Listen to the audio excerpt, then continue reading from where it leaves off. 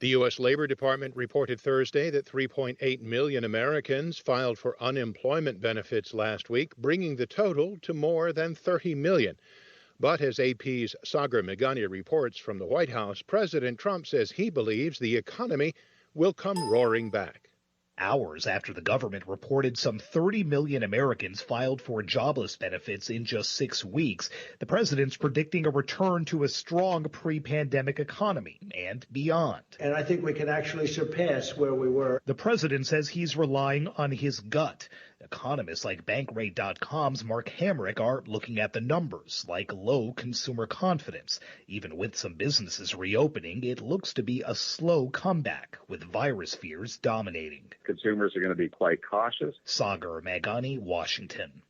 The European Central Bank on Thursday said it was stepping up its efforts to cushion the economy against a record downturn due to the coronavirus pandemic. The bank's president, Christine Lagarde, said the downturn was of a magnitude and speed that were unprecedented in peacetime. The extent of the contraction and the recovery will depend crucially on the duration and the success of the containment measures, how far supply capacity and domestic demand are permanently affected, and the success of policies in mitigating the adverse impact on incomes and employment. The Monetary Authority for the 19 countries that use the euro currency lowered the interest rate on the cheap long-term loans it provides to banks. The idea is to support banks so they can keep lending to businesses, thereby helping the economy. For more on these stories, visit voanews.com. This is VOA News. British Prime Minister Boris Johnson says his country is past the peak of its coronavirus outbreak and has promised to set out a lockdown exit strategy next week.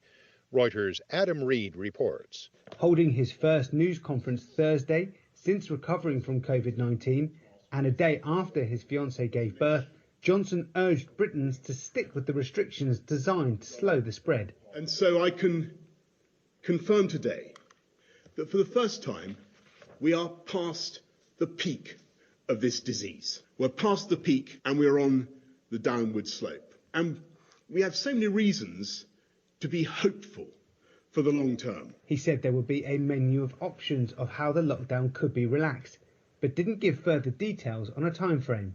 Britain now has the second highest official COVID-19 death toll in Europe, with more than 26,000 deaths. That's Reuters' Adam Reed.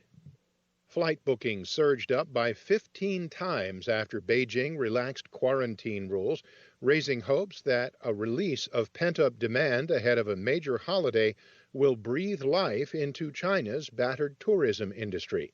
Reuters' Emer McCarthy reports. Beijing had, until Wednesday, lived under some of the toughest restrictions in the country, including a mandatory 14-day quarantine for anyone arriving. That requirement was scrapped from Thursday for travellers from low-risk areas of China and comes just ahead of a 5-day May Day holiday beginning on Friday. Fliggy, the travel booking platform of the Alibaba Group, said it saw orders for air tickets in and out of Beijing jump more than 500% in the hour after the announcement. The Ministry of Transport said it expected 117 million people to travel by road, rail or air during the holiday, or 23.36 million per day, which is about one-third of the daily volume of last year. That's Reuters' Emer McCarthy. Broadway star Brian Stokes Mitchell has been singing The Impossible Dream from his window every night as New Yorkers applaud healthcare workers. AP entertainment correspondent Margie Zarraletta reports. Brian Stokes Mitchell came down with COVID-19 and could not sing without coughing.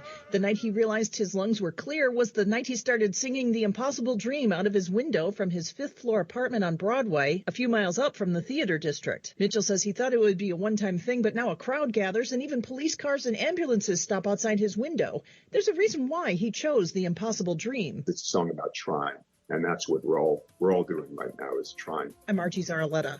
Reporting by remote, I'm David Bird, VOA.